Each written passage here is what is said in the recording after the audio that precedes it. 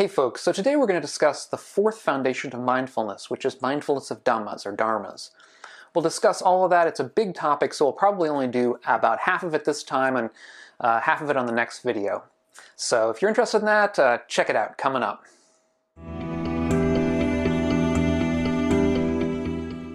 So I'm Doug Smith, I'm study director at the Secular Buddhist Association, that's secularbuddhism.org. If you're new to the channel and interested in helping to promote a wiser and a kinder and a less stress-filled world, consider subscribing to the channel. So the fourth of the four foundations of mindfulness, the last of them, is known as the mindfulness of Dhammas or Dharmas. And what exactly does that mean?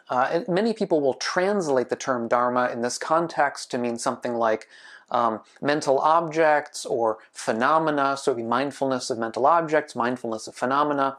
The great scholar and translator Analio has opted just to leave the word untranslated, and I think that's probably the right strategy to take here. I've done a prior video on what Dharma means in Buddhism, which I can link up here on the screen if you're interested in a sort of a longer discussion of this topic. But in general, the word Dharma in Buddhism has so many meanings, it's difficult to sort of unpack them all. And in the context of mindfulness, it seems to have a sort of multiple meanings here. On the one hand, it means certain sort of aspects of phenomenal experience, sort of how we experience the world, so we're supposed to be mindful of that. But it also has a context of meaning something about the Buddha Dharma, that is, the teachings of the Buddha. And so in this part of mindfulness, what we end up finding ourselves doing is structuring that kind of experience we have of the world around certain kinds of concepts we find in Buddhism, or around certain kinds of categories. That isn't to say that this is a sectarian practice, really. Of course, there are parts of it that may seem sectarian. There are parts, I think the vast majority of it is really non-sectarian. It's just an objective kind of view of reality. But the way that the Buddha carves up the categories in Mindfulness of Dhammas, I think, is useful at least to practice. In other words, he's searched out certain kinds of ways of interpreting the world and viewing the world that can be useful to the kind of practice that we're undergoing when we're doing mindfulness. So to begin with, we have to remember, when we're dealing with the fourth foundation of mindfulness, as with the other three, what is the definition? What is the definition of mindfulness? And this is, to a sense, recursive in the sense that you're supposed to be mindful, which is, keeping in mind the practice that you're doing, which is to have this sort of open mind, to be sort of aware of the present moment and the world around you. And you're supposed to do this free from, as they say, desires and discontent with regard to the world. In other words, you're supposed to do this with a kind of an attitude of non-clinging, as much as we can imagine, or as much as we can actually undertake, because obviously the whole strategy of the practice is to get towards that attitude of non-clinging. And we're not going to begin the practice so well there, because obviously we will have some residual amount of desire and discontent with regard to the world, or with regard to the states that arise. But at least we should put ourselves in mind that that is the practice, and we should strive as much as possible to keep ourselves in a position of sort of not wanting things to be certain ways, and not wanting things not to be other ways. That is the sort of definition of what we're trying to undertake here. Now, there are 5 sections to Mindfulness of Dhammas. Each of them is really quite large, in the sense of having a lot packed into it. Even if it may not be large on the page, there's so much in it. And each of the 5 sections has 5 refrains. If we will remember from previous sections, there's a mindfulness refrain that appears. And I'll be going into that as we go. At least I'll talk about it once. So the first of these 5 sections is mindfulness of the hindrances when they arise. Now, we may not remember what the hindrances are. I've got a video on that. If you're interested in me going into some detail, you can see the video. I've put it up here on the screen. For now, I'll just go through each of them in short. Basically, the first 2 of the 5 hindrances we have are, let's say, sense desire and aversion. We can think of this as a desiring or being aversive to something. Now, that can be something that occurs as a mental object, that is some idea that comes up in the mind. It can be some phenomena that we're experiencing, like a sound that we don't like, or like a smell that we want to continue, that we like, that we find pleasant. Whatever it might be. It can be in any of these kind of senses or a mental kind of idea as well. Then the third and fourth are sloth and torpor, which is another way of saying tiredness, sleepiness, dullness of mind. The fourth is restlessness and worry, which I think many of us will be most familiar with in meditation. We tend to be very restless. Various worries will arise in the mind, things that we have to do tomorrow, things that we may have done wrong yesterday, and those are part of the fourth hindrance. And the fifth is the hindrance of doubt, which is something that often will plague our practice. We're not sure we're doing it right. We're not sure if our life is right. We're not sure in many ways. And so the doubt can hinder our practice as well. With each of these five hindrances, there are various ways that we should be mindful of them.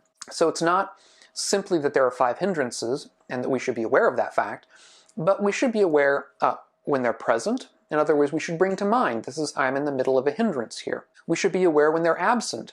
Now, of course, you can't, that seems like too much because you might be absent, they might all be absent and too much going on in the mind there. But let's put it this way, you should be aware of them as they pass away. Let's say you have a hindrance of sloth, you're tired, you're sleepy. You can be aware of that. That's part of mindfulness practice.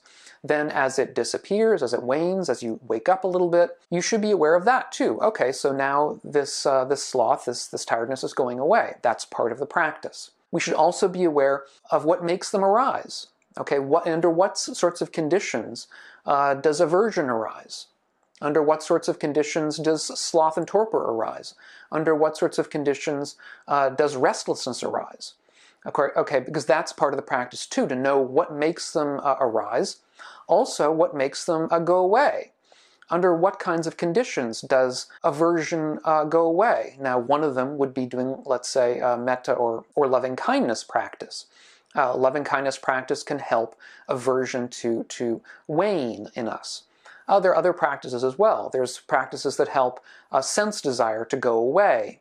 And we're also supposed to be aware of how these kinds of hindrances can be prevented from arising. It's not just, the point of practice is not simply to deal with them when they arise, although that is part of it, but also to think, okay, so if I'm sitting here in a position where none of them are arising, how can I train my mind such that they won't arise in the future? What kinds of mental kinds of operations should I do? And it's not so much to think about this cognitively and sort of puzzle it out, although that can be part of it, but also simply to be aware of what kind of frame of mind helps prevent certain of these from arising.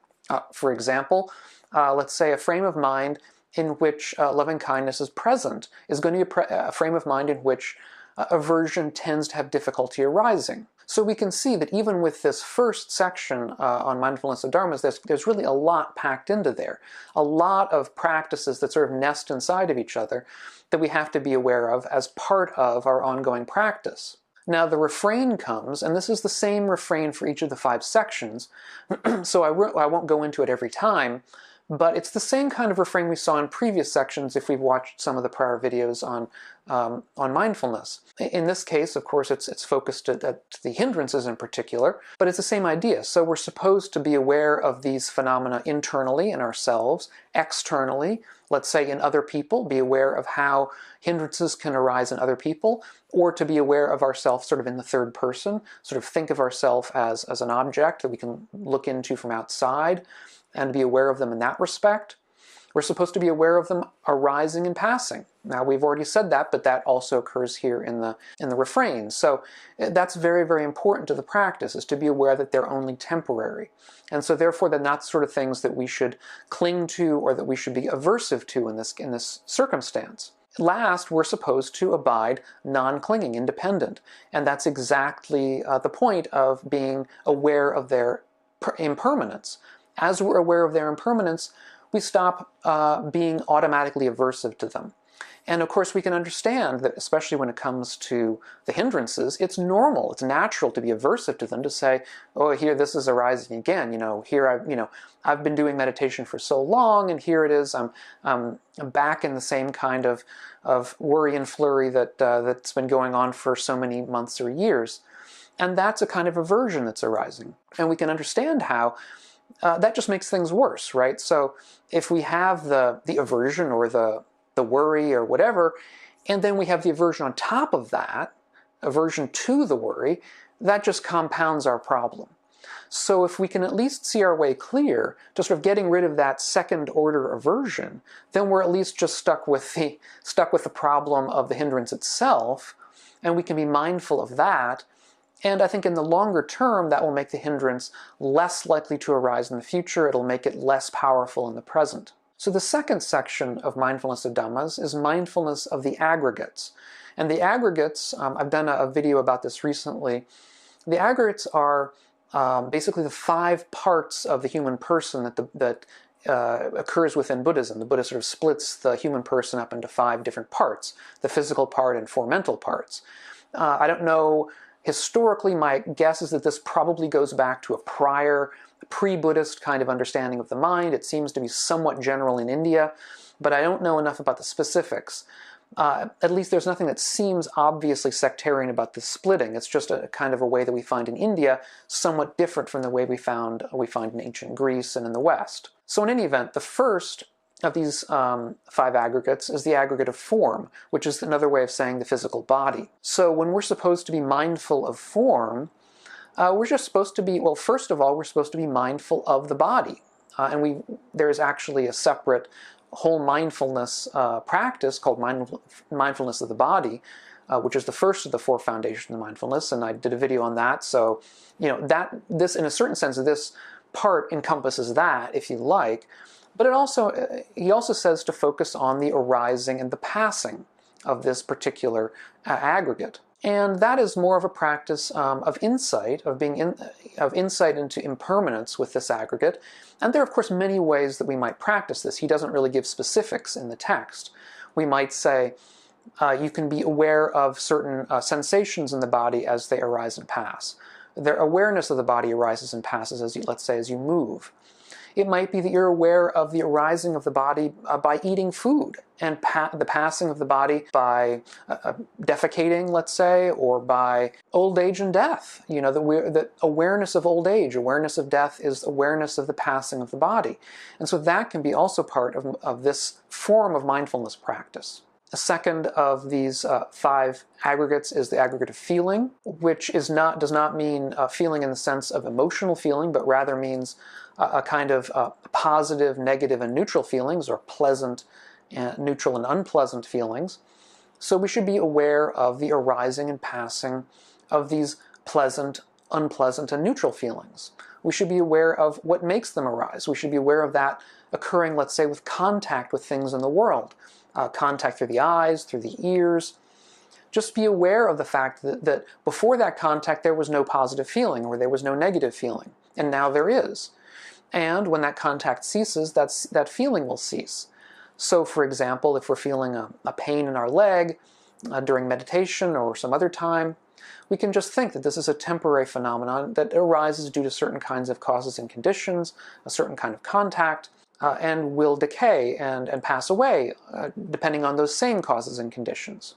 The third of those is perception. The third of the 5 aggregates is the aggregate of perception, which is a way that we cognize the world or interpret the world through our senses. So it's not simply a bare perception, as it were, but the kind of perception that we understand when we can look at the world and know what things mean or know what things are.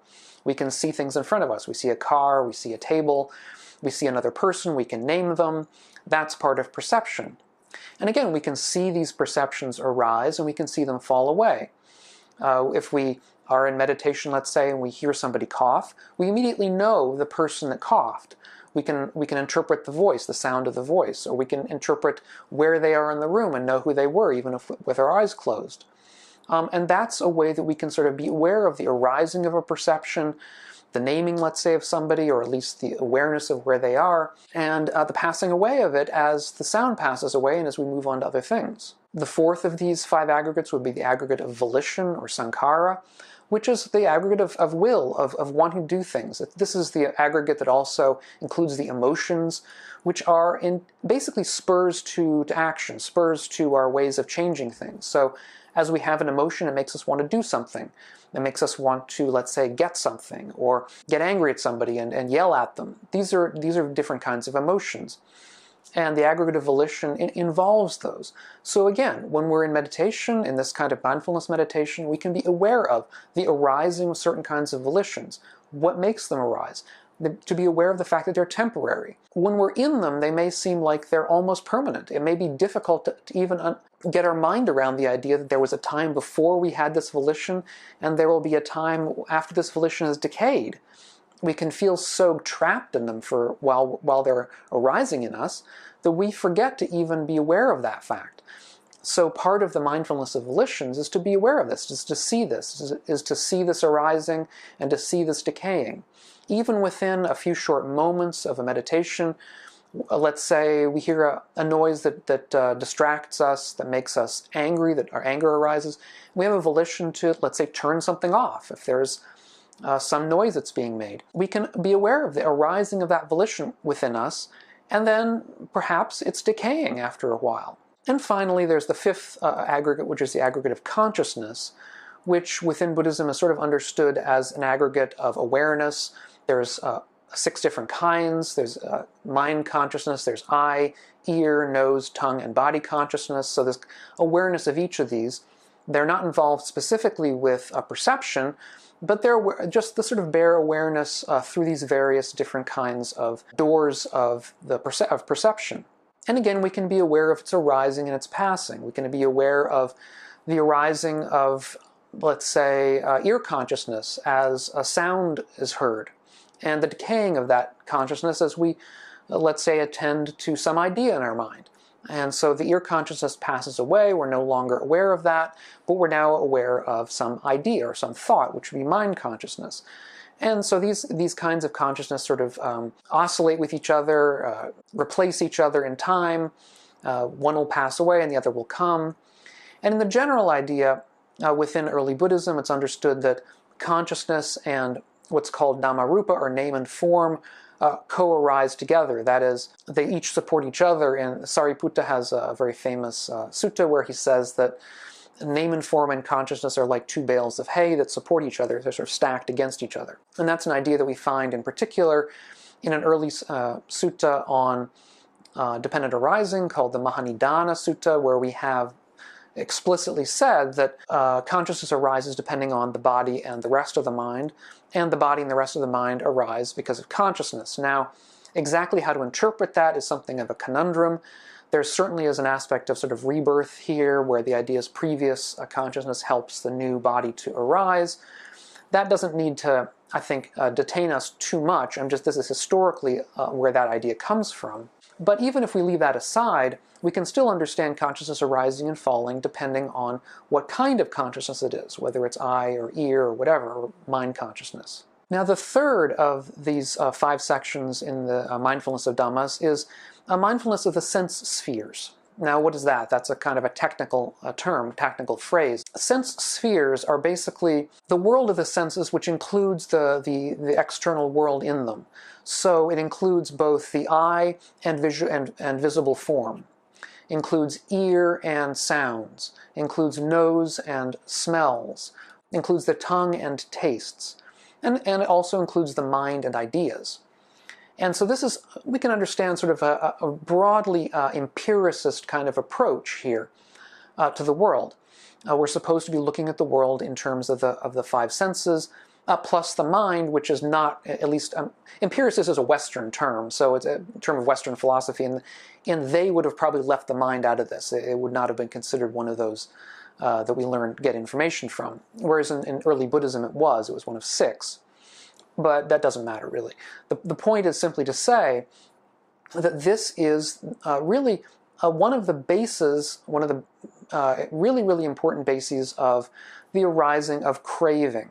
And if we remember the 4 Noble Truths, the second Noble Truth, discontent in the world, or our sense of things not being quite right, arises from craving. We crave for certain things to be certain ways, and they don't generally follow our craving. They tend to change over time. So basically, we're supposed to be aware of each of these senses, each of these sense doors, if you like. Let's just take the sense door of the eye. We're supposed to be aware of the eye, how it works, be aware of forms, the external forms in the world, the physical world that we're seeing around us, and to be aware of how forms in the world attach us or cause this kind of attachment to arise. So the attachment arises in us, and it arises through the door of the I in this particular circumstance. And what is that attachment there? What is that fetter that he talks about? And in one of the sutta, he explains that in the case of, let's say, positive or pleasant experiences, it's the delight in them that is the fetter, that is the attachment. It's this wish for them to continue, this kind of reveling in the positive experience in a way that attaches us to it, that wants it to continue.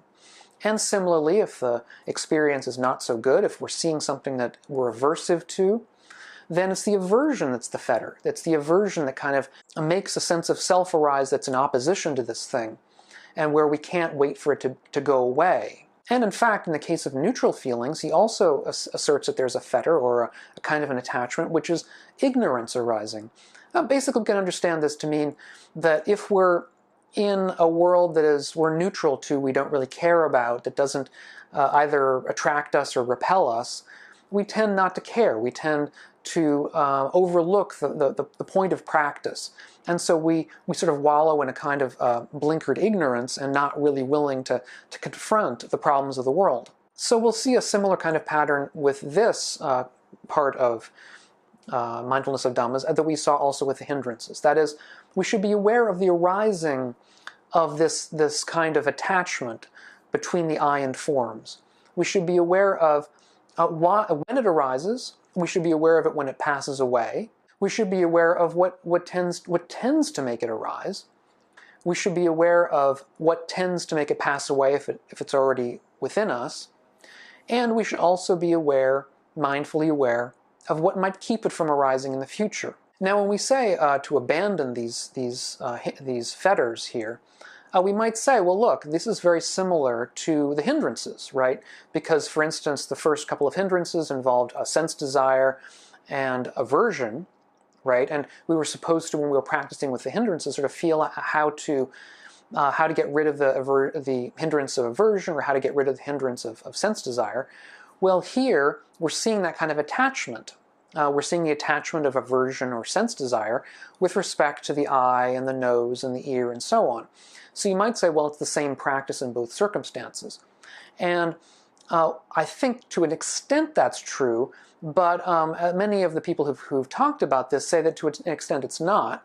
Basically, this practice is supposed to be a little bit more deep than the practice of the hindrances. The hindrances are supposed to get rid of the most sort of gross aspects of that, the aspects that keep us from being able to concentrate, be able to meditate properly, that keep us from being able to be truly mindful. There's another level of this kind of attachment which goes beyond the hindrance, which is deeper, if you like, or higher, whatever. And at that point, basically what you want to do is a practice of some kind of insight. So it's insight into the temporary nature of these arisings, insight into their unsatisfactoriness, insight into their non-self, that they aren't who I am, they're not mine. So for example, we can, let's say, smell a nice smell of a flower in the room while we're doing meditation, and it's possible that we don't really have the hindrance of sense desire. It's not really sort of at a gross level like that, but we can still feel a more subtle and deeper kind of attachment to that odor that doesn't go away even if we've gotten away of the hindrance. In other words, we're able to meditate quite well, but we can still feel that kind of sense desire there, that kind of attachment, if you like. And at that point, it helps to think of it in the terms of impermanence, to think of it in the terms of unsatisfactoriness, to think of it in the terms of non-self, in order to sort of uproot the deeper attachments that we have to these kinds of sense spheres in the world, or that arise based on these sense spheres. And as we might expect, there are 6 different practices here, one with each of the sense spheres. So there's the eye and forms, there's the ear and sounds, the nose and smells, the tongue and tastes, the skin and tactile sensations, there's not really a good word for that in English, and the mind and ideas. And in particular, we should think of the mind and ideas because just as we can become attached to feelings in the body, we can also very easily become attached, sometimes more easily become attached, to ideas in the mind.